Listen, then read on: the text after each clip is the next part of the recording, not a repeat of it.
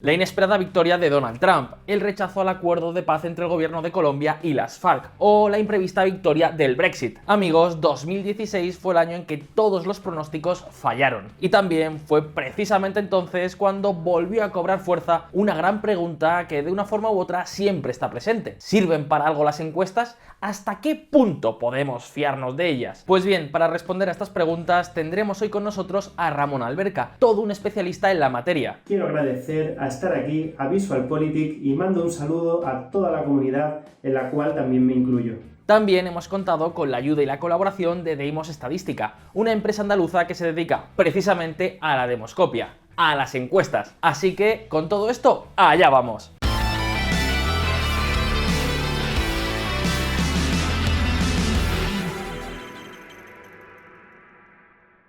En un mundo donde la información rebosa por todas partes y los cambios se suceden de forma vertiginosa, las encuestas se han convertido en toda un arma política. En un arma política y también comercial. Ya sea para ganar votos o para vender cualquier tipo de producto, conocer los gustos, las preferencias o las preocupaciones de los votantes o de los clientes suele ser algo muy recomendable, ¿no os parece? Un momento, ¿no me creéis? Fijaos.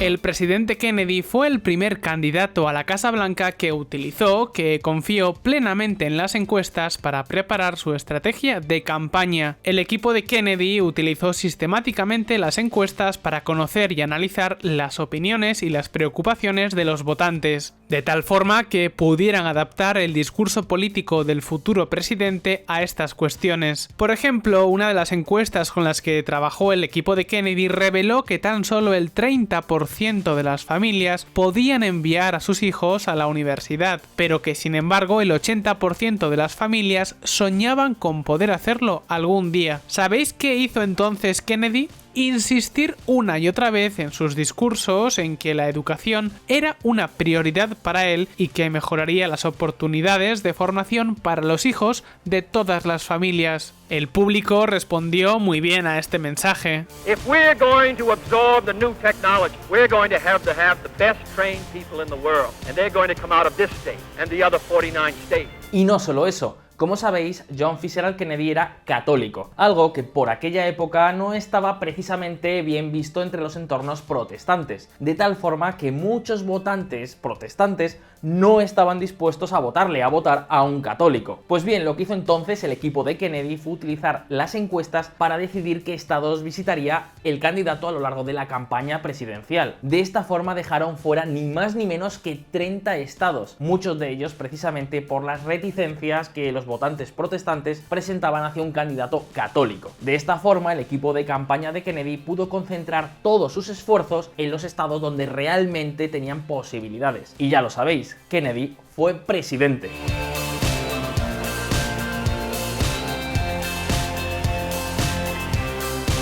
Queridos amigos de VisualPolitik, tal y como veis, las encuestas pueden ser un arma muy poderosa a la hora de trazar las estrategias de los partidos políticos y también, claro, de las empresas. Al fin y al cabo, un votante no es diferente a otro cliente. Por eso, desde Kennedy, la inmensa mayor parte de los políticos han tenido una enorme afición por las encuestas y los estudios demoscópicos. El conocimiento es poder. Pero nos lo va a contar mucho mejor Ramón Alberca. Así que, Ramón, todo tuyo. Las encuestas de opinión pública son un instrumento muy útil en política, ya que nos permiten acercarnos a saber qué opina la población sobre unos determinados temas o políticas, y también poder predecir mediante los sondeos el sentido del voto de una forma general, pero también de forma específica. Con las encuestas podemos saber tanto lo que opina un país entero sobre una nueva ley y también lo que piensa un sector de un lugar concreto que puede ser el más afectado. Por ejemplo, decisiones sobre construcción de armamento pueden ser muy impopulares para el general de un país, pero algo muy positivo para los lugares donde está situada esa industria y su economía vive de ello. Y ahí, amigos, no queda todo. Además, las encuestas han adquirido también otra capacidad: lograr por sí mismas influir en la toma de decisiones. Es decir, para que nos entendamos, las encuestas pueden por sí mismas ganar votos o clientes. Tal cual como lo escucháis, ya sea por voto útil, por moda, por efecto arrastre, no importa. Por lo general, Cuando una encuesta dice que algo es muy demandado, su demanda natural tiende a crecer, incluso aunque al final nunca lleguen a los resultados de la encuesta. Es precisamente por este motivo por el que los políticos y muchas empresas tienen una adicción tan grande por preparar continuamente encuestas de todo tipo. Ahora bien, antes de continuar, puede que alguno de vosotros se esté preguntando, pero ¿cómo puede una encuesta sobre un grupo tan pequeño de personas medir lo que piensa todo un país? Fijaos. Las encuestas se basan en el muestreo estadístico, que es una técnica que se utiliza para estimar lo que piensa o va a hacer una población entera preguntando a muy pocas personas. Para que funcione, debemos escoger una muestra que sea representativa, es decir, debemos tener una variabilidad suficiente en cuanto a unas características, como por ejemplo la edad, el lugar donde reside, el nivel de estudios, el nivel económico, etc., que representen proporcionalmente al total de esa población. Esto no solo se utiliza en política. En otros muchos sectores, como la industria, la investigación médica y la científica, utilizan a diario estas mismas técnicas. De todas formas, el muestreo no es algo 100% infalible. Nunca podremos estar 100% seguros de que el resultado sea una muestra representativa, pero sí podemos actuar de manera que esa condición se alcance con una probabilidad muy alta. Sin embargo, no siempre las encuestas se hacen como deberían, y eso es lo que ha provocado que en ocasiones hayan tenido errores siderales. Atentos. I've just received a call from Secretary Clinton. Los grandes errores. A lo largo de los años, las encuestas políticas han dejado tras de sí un enorme reguero de fallos y errores de proporciones galácticas. Tal vez uno de los más conocidos es lo ocurrido en 1936. Veréis, en ese año se celebraban elecciones presidenciales en los Estados Unidos, y por aquel entonces una de las revistas más importantes del mundo llevó a cabo una macroencuesta, una de las encuestas más grandes y caras de todos los tiempos. Fijaos si era grande, que la muestra fue de casi 2,5 millones de personas. Con los datos en la mano, la revista determinó que, sin género de dudas, Alfred Landon, el gobernador republicano de Kansas, se convertiría en el nuevo presidente de los Estados Unidos de América. Derrotaría por más de 14 puntos al demócrata Franklin Roosevelt. Esto decía la encuesta, pero como todos sabéis, la realidad fue muy diferente. Roosevelt aplastó, destrozó a su rival, le ganó por más de 24 puntos y, por supuesto, se convirtió en el nuevo inquilino de la Casa Blanca. Desde entonces, amigos, claro, las encuestas de esta revista son consideradas como un despropósito, como estudios demoscópicos repletos de errores y sesgos. Vamos, que hay quien utiliza las encuestas de esta revista como un manual de cómo no hacer encuestas. Pero no penséis que ha sido el único error estrepitoso, para nada. La historia nos deja un montón de ejemplos. Apenas unos años más tarde, la campaña de 1948 enfrentaba a Harry Truman, el sucesor de Roosevelt, con el republicano Thomas Dewey, gobernador del estado de Nueva York, que se había hecho tremendamente popular por su persecución del crimen organizado, en concreto por su guerra con el capo Lucky Luciano. El caso es que Thomas Dewey era el gran favorito para ganar las elecciones. Todas las encuestas le presentaban como el claro ganador, e incluso algunos periódicos le llamaban directamente presidente, el presidente Dewey. La diferencia entre ambos candidatos parecía tan grande que uno de los mayores expertos en encuestas del país, Elmo Roper, dijo que no iba a hacer más sondeos ni encuestas ni nada por el estilo, que no merecía la pena especular con algo tan obvio. Dewey sería el presidente.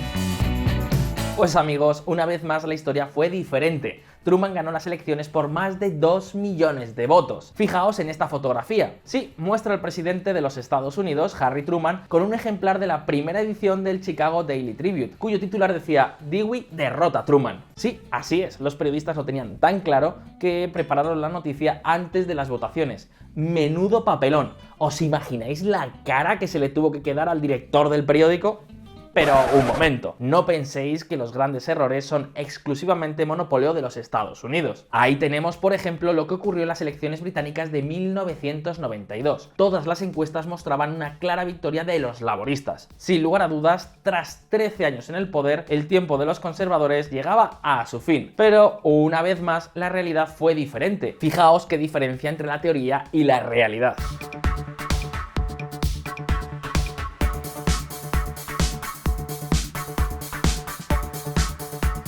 El caso, amigos, es que podríamos tirarnos un montón de tiempo comentando todos los macroerrores que han cometido las encuestas. Pero volvamos a la pregunta inicial. Viendo todo esto, ¿podemos fiarnos de las encuestas? Atentos.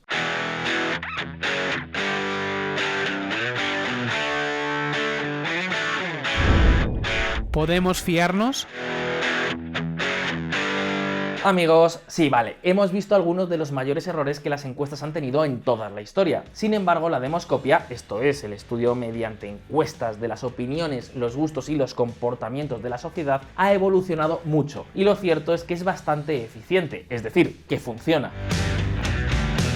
Fijaos, un estudio realizado por profesores de la Universidad de Southampton y de la Universidad de Texas ha analizado más de 30.000 encuestas referentes a 351 elecciones generales en 45 países diferentes entre 1942 y 2017.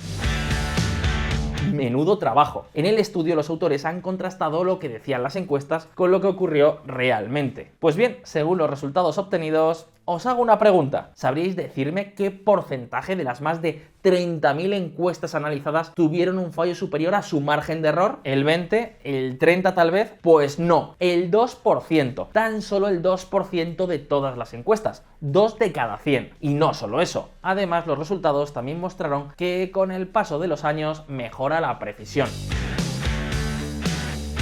Pero sí, lo sé, es un hecho. La victoria de Donald Trump frente a lo que parecían profetizar las encuestas fue para muchos la prueba irrefutable de que las encuestas no sirven para nada. Por ejemplo, el consorcio electoral de Princeton le daba a Hillary Clinton un 99% de probabilidades de ganar. Un 99%. El New York Times fue un poquito más prudente. Fijaba la probabilidad en el 85%. Tal vez sean todas estas cosas las que expliquen que según las encuestas... Un momento, ¿encuestas? Bueno, supongamos que estas están más atinadas. Tan solo el 26% de los probables votantes estadounidenses, 1 de cada 4, confían en la mayoría de las encuestas políticas. Y claro, vamos a ver, teniendo en cuenta lo ocurrido en la última campaña presidencial, parece que los motivos sobran, ¿verdad? Pero, un momento, ¿realmente fallaron tanto las encuestas en 2016? Ojo que la respuesta puede ser diferente a lo que nos parece a primera vista.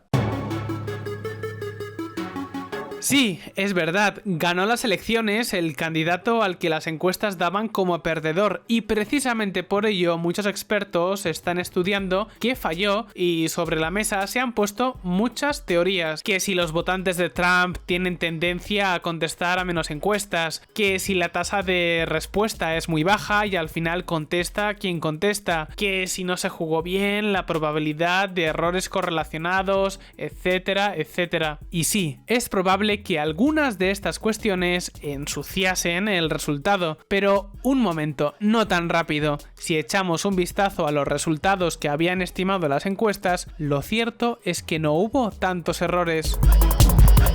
Veréis, al final las encuestas preveían que Hillary ganaría el voto popular por aproximadamente 3 puntos. Y de hecho, Hillary ganó el voto popular por más de 2 puntos. Pero, como bien sabéis, en Estados Unidos no gana las elecciones el candidato con más votos, sino el que más delegados estatales consigue. Os explicamos todo esto en un vídeo que os dejo en la descripción. El caso es que fue precisamente aquí, en este punto, en determinar en qué estado iba a ganar cada candidato, lo que provocó el error en la previsión del vencedor. Pero, un momento, ya que tenemos a todo un experto, dejemos que sea él el que lo explique. Recordamos que en las elecciones presidenciales de los Estados Unidos de 2016, las encuestas previamente daban como ganadora a la candidata demócrata y por eso los sondeos fueron duramente atacados por la prensa. Pero si nos fijamos en las encuestas que se publicaron los últimos días antes de la votación, vemos como el avance de Donald Trump en estados claves hacía pensar que se pudiera dar un vuelco a esa situación. Clinton tenía más estados seguros, pero no lo suficientes como para asegurarse la victoria. Finalmente, Trump consiguió llevarse los estados indecisos según las últimas encuestas, alzándose así con la victoria final. Muchas veces los titulares de medios y tertulianos sobre las encuestas suelen ser duros, pero es mucho más fácil y llamativo poner un titular que las encuestas fallan a entender muy bien todo el trabajo científico y humano que hay detrás y saber explicar los motivos por los que puede darse algunas veces discrepancias con los resultados finales.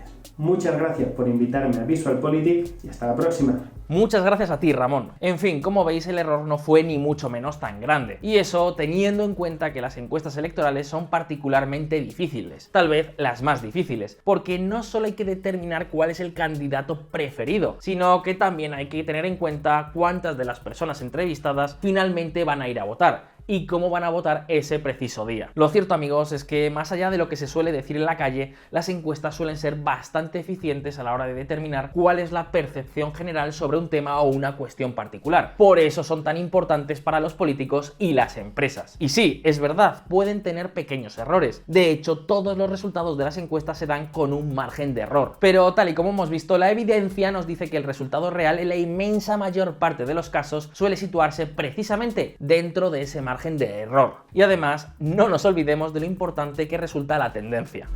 Por ejemplo, es como un termómetro al sol en Gran Vía que marca 300 grados. No los hace, pero si mañana pasas y marca 320 grados, ya sabes algo. Hace más calor que ayer. Pablo Simón, politicón. Pero ahora turno para ti. ¿Te fías de las encuestas? Déjanos tu respuesta en los comentarios y también en esta encuesta. Si este vídeo te ha resultado interesante, dale a like y no olvides suscribirte a VisualPolitik. Y una vez más, muchas gracias tanto a Ramón Alberca como a Deimos Estadística por toda la ayuda que nos han prestado para preparar este vídeo. Un saludo y hasta la próxima.